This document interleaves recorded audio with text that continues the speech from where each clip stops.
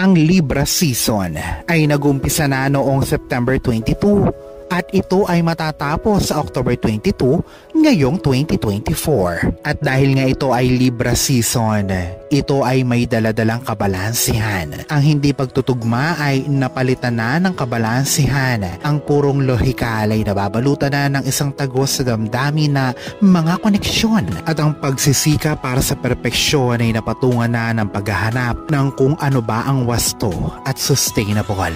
Sa pangkalahatan ng Libra season ay nag-aalok ng mapayapa, presko at mas kinokonsidera na enerhiya. Mula Setyembre 22 hanggang Oktubre 22 ngayong 2024 ay may 8 na zodiac signs ang pinakaswerte ayon sa astrolohiya. Sino-sino sila? Isa ka ba? Kung ngayon ka pa lang sa channel na ito, huwag kalimutang i-like at i-share ang video na ito. Mag-subscribe ka na din. I-click ang bell at all para lagi kang updated sa mga pinakabago kong pampaswerte videos.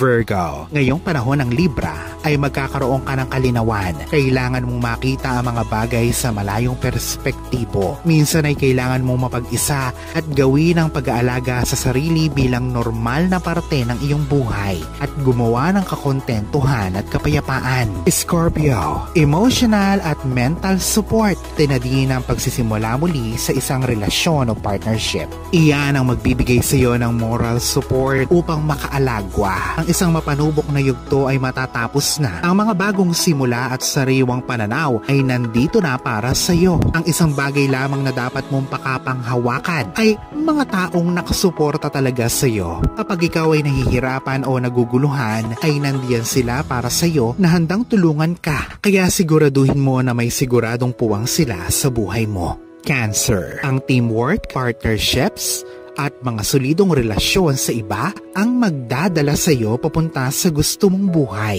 Maging bukas para sa mga dadating dahil ang kung anumang dadating sa iyo ngayon ay napakaganda na higit pa sa inaakala mo. Pisces, kapag nakikita mong tila bumibili sa mga pangyayari, ito ay hudyat mula sa universe na panahon upang pumilos ka na, mamuno at maging ikaw base sa kung ano ang gusto mong maakit. Ang iyong pag-aalinlangan ay nag-uugat lamang sa takot at ang mga hadlang ay nasa ilusyon mo lamang.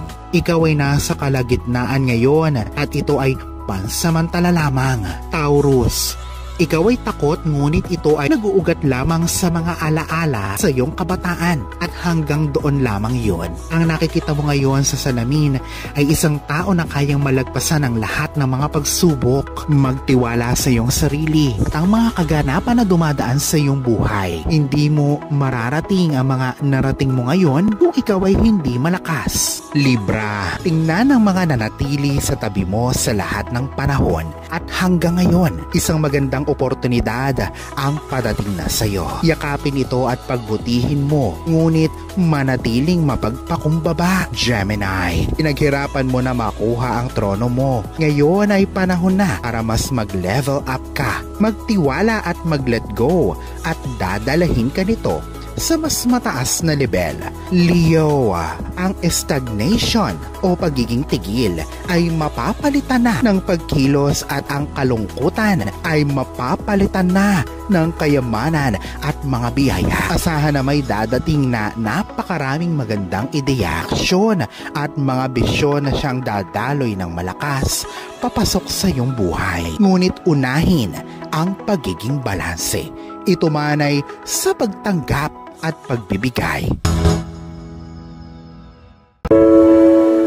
Alalahanin na sa poong may kapal pa din, nagmumula ang lahat ng pagpapala, ang kasipagan at ang kabutihan sa ating kapwa kasabay ng buo mong pananalig sa may kapal.